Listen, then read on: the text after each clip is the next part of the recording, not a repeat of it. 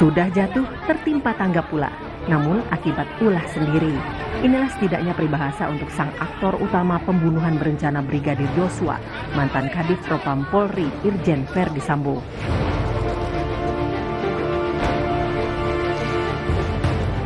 Meski sudah menjadi tersangka, kini Verdi Sambo dilaporkan ke KPK. Ada dugaan upaya suap Verdi Sambo dalam menghalangi pengusutan kasus Brigadir Joshua. Yang melaporkan adalah sejumlah pengacara yang tergabung dalam Tim Advokat Penegakan Hukum dan Keadilan atau TAMPAK. Sambo dilaporkan ke KPK atas dugaan upaya suap dalam kasus pembunuhan berencana Brigadir Joshua. Upaya dugaan suap tersebut salah satunya diduga dilakukan kepada petugas LPSK melalui sebuah amplop dari ajudan Verdi Sambo saat LPSK meninjau kondisi istri Sambo, Putri Chandrawati pada 13 Juli lalu. Kedua pegawai PSPK, perlindungan saksi ya, perlindungan saksi dan korban yang pada saat itu melakukan pertemuan dengan Sambo dalam kaitan dengan permohonan perlindungan yang dilakukan oleh Ibu Putri Chandrawati.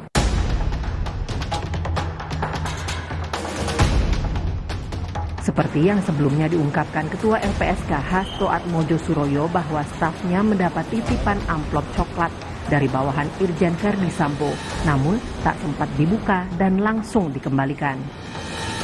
KPK pun bakal menindaklanjuti laporan TAMPAK terhadap Verdi Sambo dan akan terus menampung informasi serta mencari data tambahan untuk aduan tersebut. Benar, KPK telah menerima laporan pengaduan masyarakat dimaksud dan kami pastikan KPK akan tindak lanjuti setiap laporan yang diterima oleh masyarakat dengan melakukan langkah-langkah analisis lebih lanjut berupa verifikasi mendalam dari data yang kami terima dimaksud. Sementara itu, pengusutan kasus yang awalnya disebut polisi tembak polisi hingga akhirnya terkuak menjadi kasus pembunuhan berencana Brigadir Joshua Huta Barat dinilai harus adil dan transparan. Seperti yang disebut Ketua Setara Institut Hendardi, lembaga swadaya masyarakat yang juga menyuarakan hak asasi manusia ini mendorong pengusutan untuk banyak polisi yang terbukti melakukan pidana dan melanggar etik dalam kasus pembunuhan Brigadir Joshua. Lihat cukup banyak personel Polri yang diperiksa berkaitan dengan pelanggaran etik dan pidana, sangat penting dipertimbangkan tentang kondisi mental dan moral anggota serta kewibawaan institusi. Pemeriksaan baik hukum maupun etik ini dapat diinfokan secara bertahap dan terbuka untuk menghindari prasangka-prasangka dan menunjukkan proses yang akuntabel. Sebelumnya, kasus pembunuhan berencana terhadap Brigadir Joshua telah menyeret puluhan anggota Polri. Setidaknya sudah 63 polisi diperiksa. 36 orang diantaranya diduga melanggar etik terkait upaya menghalangi proses penyidikan. Disebut Polri, rekayasa yang melibatkan banyak polisi itu di bawah perintah Verdi Sambo. Tim Liputan, Kompas TV.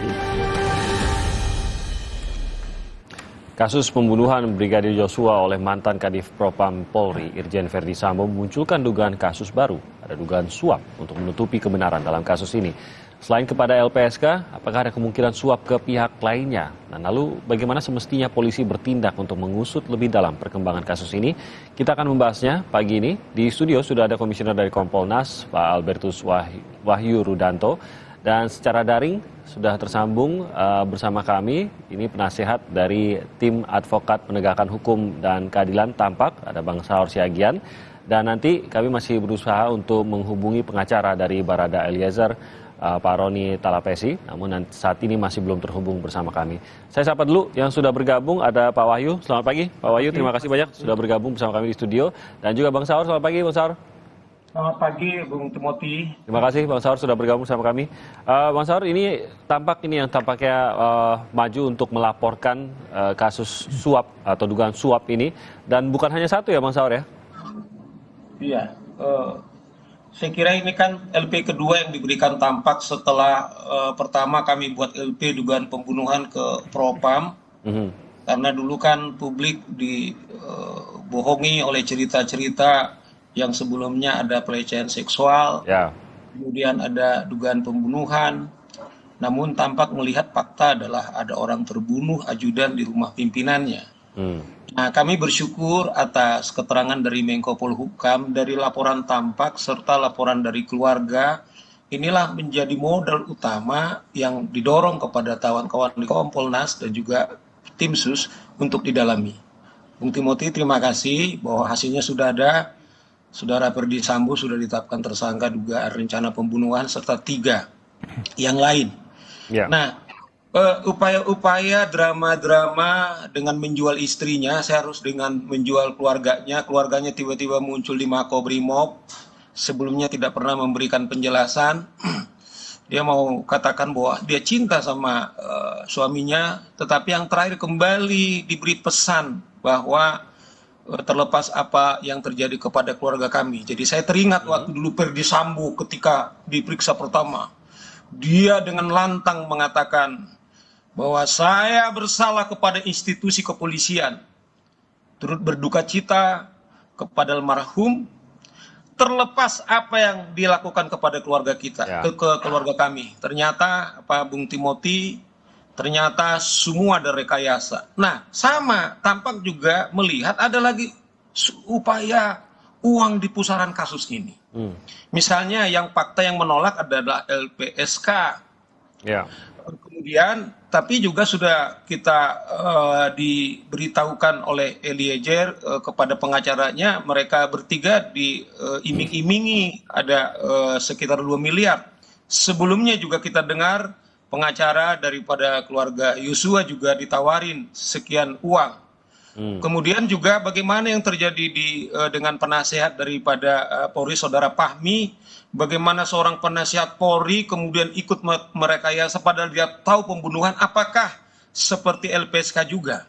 Nah, sekarang rame di publik, Bung Timothy, misalnya nama-nama ini, misalnya Brada E, kemudian RR, almarhum Yosua, itu kan mereka ada di tim Satgas khusus Merah Putih tersebut. Merah Putih ini kan menangani apa? Money laundering, ada di sana judi online, kemudian ada narkoba di sana, ada korupsi yang mega kasus-kasus. Nah, tampak mengatakan 3 fakta tersebut untuk mendalami ini. Sehingga jangan seperti dulu ada cerita-cerita bohong yang kita disuguhkan, kemudian wartawan dipojokkan, netizen kemudian difitnah. Sementara ini lebih kuat sebenarnya satu petunjuk satu dengan yang lain. Nah, itu sebabnya kami meminta biar tim khusus, kawan-kawan Kompolnas yang dipercaya, kemudian terus mendorong teman-teman tim sus dan KPK juga menyelidiki ini. Karena kalau sekarang yang beredar kan Bung Timothy, kita juga mendapatkan berita juga seperti itu. Beliau ini tidak pernah melaporkan harta kekayaannya ke KPK, tetapi tiba-tiba ada uang dan terang benderang siapa yang pemainnya.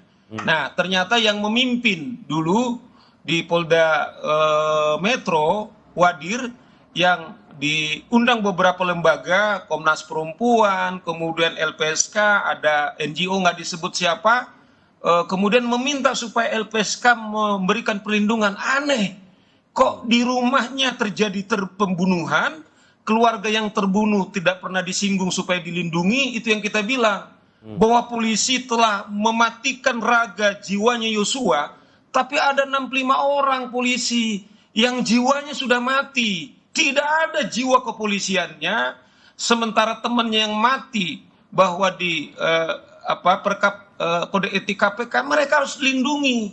Itu sebabnya saya bilang ini sangat-sangat serius. Jadi sekarang ada dana sekitar ini. Nah, IPW mencatat misalnya Timothy. Mengapa kawan-kawan di KPK, di DPR misalnya diam? Nah, diduga ada pusaran uang juga mengalir. Nah, ini kami tidak mau ini jadi konsumsi, katakanlah yang jadi berkembang, beranak, bercucu. Itu dasarnya kami meminta supaya KPK segera mendalami ini. Jadi amplop LPSK itu hanya entry point untuk membuka semua cerita di balik itu semua. Itu sikap tampak Bung Timothy. Jadi ini memang ada ya, aliran uangnya ini semua sudah dilaporkan, dugaannya sudah dilaporkan, bukti-buktinya sendiri memang harus dari tim khusus yang mendalami gitu ya. Nah, peran KPK mengingat kasus ini juga masih berjalan, yang dibayangkan seperti apa Bang Saur? Karena kasus penyidikan dari kepolisian juga kan masih berjalan, masih mencari informasi, masih mencari bukti-bukti. Ini masih di pusaran kasus yang sama. Bisakah masuk dari sekarang atau bagaimana Bang Saur? Saya kira bisa inline, maksudnya begini, sebenarnya visi dari Tampak, mengapa segera dilaporkan, ini kan 4 berkas ini kalau kita baca kan sudah keluar SPDP-nya. Nah, kita tahu amat kan peradilan kita juga tidak resmi. Kami berharap, Tampak berharap, jangan lagi coba-coba ada yang bermain di pusaran kasus ini, kalau bahasa Tampak, jangan sampai ada orang menari di atas jenazah, di atas darah daripada Yosua, karena kita ingin menyelamatkan daripada kepolisian ini. Nah, jadi caranya bisa kawan-kawan tim sus biar fokus soal pembunuhan, tetapi jangan juga seperti Andi Rian mengatakan masih ada yang di Magelang. Jangan lagi kemudian kita disuguhkan cerita-cerita yang masih ada drama-drama seksualitas tersebut. Tapi petunjuk satu dengan yang lain ini misalnya sangat masif, sangat terstruktur, ini harus segera didalemin. Nah, tentu KPK kan punya punya orang-orang hebat, tapi kita juga minta misalnya kalau ada katakanlah apa yang mereka geladah bahwa ditemukan misalnya uang di bunker tersebut, kita minta polisi harus terbuka. Kalau ini juga tidak dibuka misalnya, ini kembali kepercayaan bukan lagi kembali kepada awal, tetapi akan sangat terpuruk. Nah, bisa inline. Jadi KPK menyidiki secara serius, kemudian juga tim sus, kemudian soal dugaan pembunuhan tersebut. Nah, biar mereka sama-sama berjalan, gitu loh, Bung Timothy. Baik, saya ke Pak Wahyu. Ini kan sebenarnya kepolisian juga pasti ingin membedakan nih antara apa yang berlaku di kepolisian dengan apa yang dilakukan oleh Verdi Sambo dengan kasus pembunuhannya, dengan ini juga sekarang dugaan suapnya dan lain-lain. Bagaimana penanganannya yang menurut Anda seharusnya paling tepat juga? Karena kepolisian juga tentu mampu juga kalau diminta untuk mengungkap sebuah suap. Tapi di sisi lain juga kan kepercayaan masyarakat harus ada bagi kepolisian untuk menangani itu. Tapi KPK sudah menerima laporan, KPK pun harus masuk juga karena harus menerima laporan dari masyarakat dan akan mendalami juga. Seharusnya bagaimana penanganannya Pak Wahyu? Terima kasih Mas Timothy. Jadi saya sebelum jelaskan, saya ingin fokus pada posisi Kompolnas. Kompolnas itu tugasnya sesuai undang-undang adalah menjaga marwahnya Polri, menjadikan Polri profesional dan mandiri. Nah, hari ini kita disuguhkan dengan tragedi nasional yang sangat memprihatinkan, dan itu membuat Polri terpuruk. Tentu kami Kompolnas prihatin dan harus mengawal ini. Sudah ada proses yang sangat signifikan setelah sebelumnya ada hambatan internal, kemudian Bapak Kapolri bisa langsung cepat melakukan bedol desa, dan akhirnya Pak FS mengaku, Pak Sambo mengaku, kemudian juga mengaku skenario. Sekarang berkembang lagi karena ada seperti Tampak melaporkan ke KPK. Menurut kami Kompolnas, yang mengawasi secara formal memang Kompolnas sebagai pengawas eksternal, tetapi semua pihak juga harus ikut mengawasi ini karena Polri ini milik kita bersama. Nah, kalau sekarang kemudian pelaporannya masuk ke KPK, biarlah itu ranahnya KPK. Karena KPK sesuai dengan tupoksinya memang punya, kalau nanti kaitannya dengan penyelenggara negara tentu KPK. Tapi Kompolnas akan memantau terus ini, mengawal terus ini, karena bagi Kompolnas jangan sampai institusi dikorbankan. Sekali lagi saya berulang-ulang mengatakan itu, karena ini sebetulnya perilaku yang dilakukan oleh personel yang dulu disebut oknum lah. Dulu namanya kan oknum. Oke, kita jangan bilang oknum, tapi ini adalah personel ini bagian dari Polri, tetapi dia sebagian kecil dari 460.000 orang. Nah, jangan sampai ini merusak. Maka kita dorong saja kalau memang publik entah Tampak, entah LSM lain punya data lain, sepanjang itu disalurkan dengan jalur yang benar seperti ini ke KPK. Saya tadi dari Pak Ali Fikrian sudah menjelaskan, KPK merespon. Oke, silakan. Itu wilayahnya KPK. Kami Kompolnas mengawasi. Sepanjang nanti itu berimbas kepada kinerja Polri, tentu kami nanti juga akan ikut masuk di dalamnya. Jadi ini Mas, jadi artinya bukan berarti Polri nggak bisa nangani, Polri bisa saja. Tetapi ini sekarang ini biarlah teman-teman penyidik itu konsentrasi di kasus pembunuhannya dulu lah. Nah, soal-soal lain biar pihak lain, soal nanti kemudian berimplikasi atau berkontribusi terhadap perkembangan kasus ini, semakin baik terbuka kan publik juga akan semakin nanti memberikan respon positif kepada Polri. Iya, ini bicara soal imbas kepada Polri, ini kan kasus juga sudah berjalan lebih dari 1 bulan. Imbas yang terdeteksi oleh Kompolnas sejauh ini seperti apa? Khususnya, yaitu tadi ada 460.000. Ini kan kasusnya oke lah banyak memang, tetap puluhan polisi yang terlibat. Tapi di sisi lain, kalau dibandingkan, ya memang sangat-sangat kecil dibandingkan dengan beberapa polisi yang saat ini bertugas gitu. Jadi internal Polri, saya kira dan senior-senior dan publik kan berharap ini Polri pulih kembali setelah ini jatuh di titik nadir kan ya. Maka Kompolnas melihat tracknya sudah betul, ada penyidikan pidana yang ditangani oleh tim sus, ada penanganan etika yang ditangani oleh Irsus. Dan transparan dua-duanya sejauh ini? Sudah transparan dan kami sudah diskusi panjang lebar karena kami dua-duanya kami terlibat, karena kalau di tim sus memang kami diajak, kalau di Irsus ini memang sehari-hari bagian dari kami. Irsus kan bagian Irwasum itu partnernya Kompolnas. Nah, kita lihat setidaknya ada 3 klaster.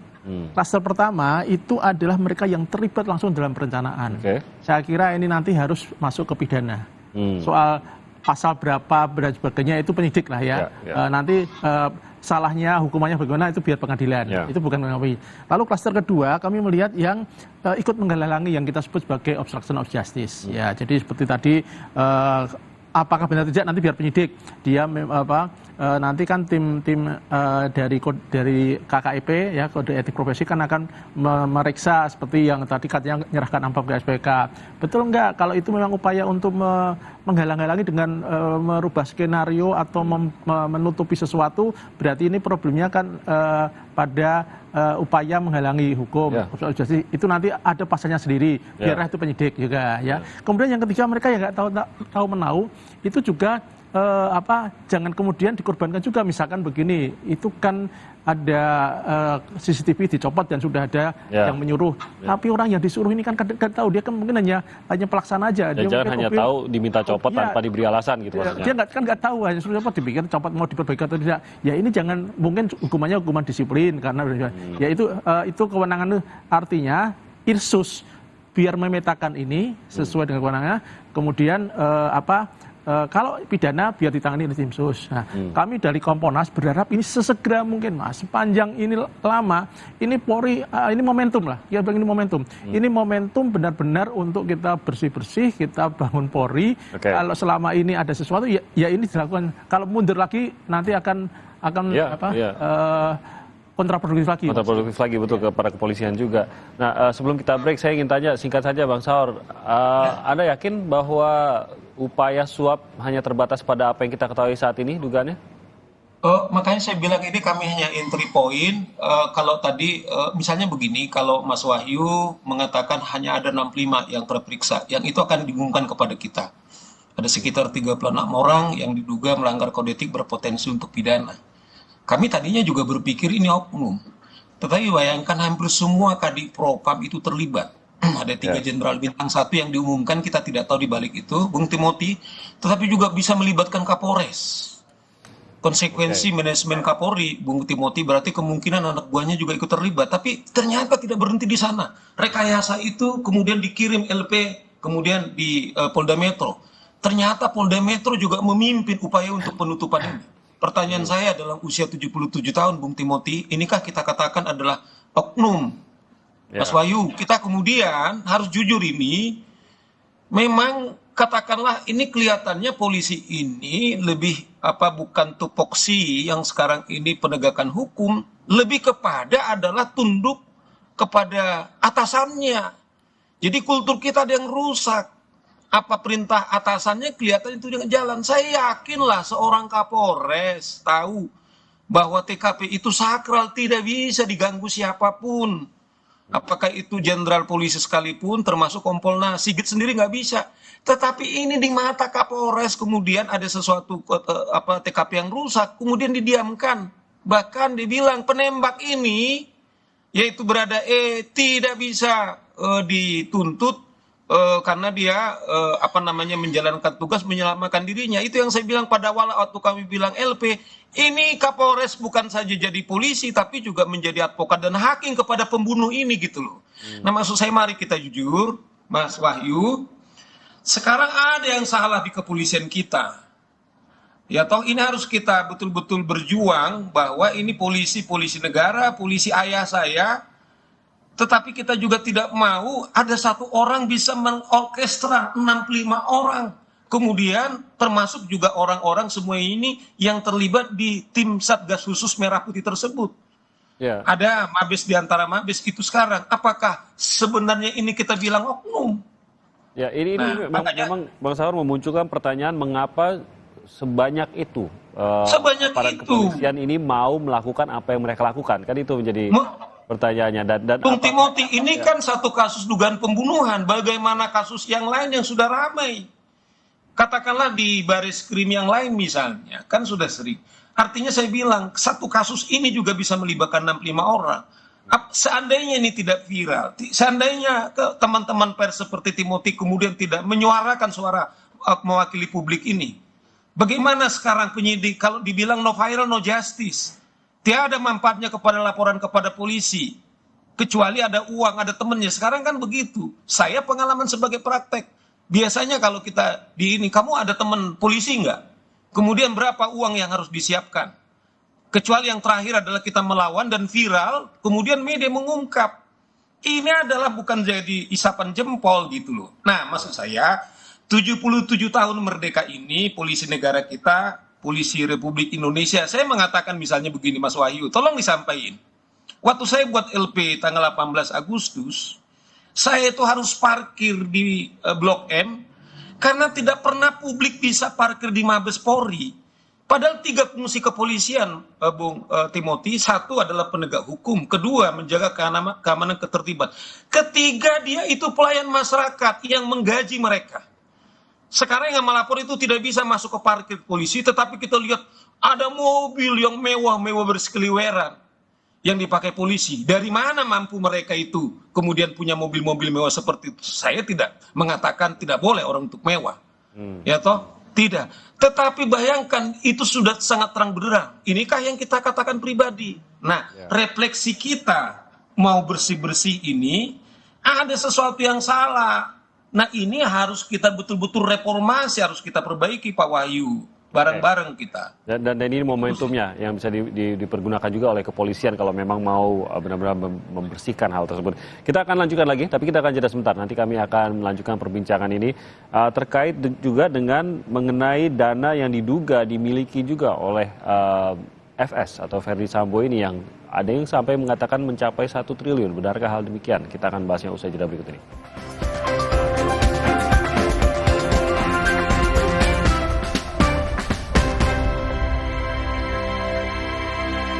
Kayak gini deh.